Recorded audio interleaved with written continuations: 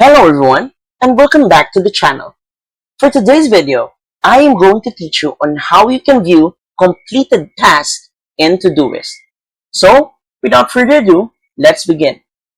First, go to Todoist.com and log in to your Todoist account. Once you're inside your main dashboard, simply go to the left panel and click on Inbox. Or you can also click on Today. And you should see all the tasks that you can do or that you should do for that certain period of time.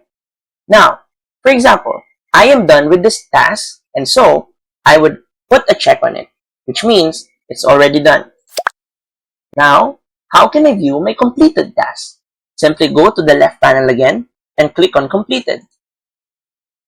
And as you can see, these are all the completed tasks that I've done for this week or that I've done for today, including the one that I just checked earlier in the video. And that's it.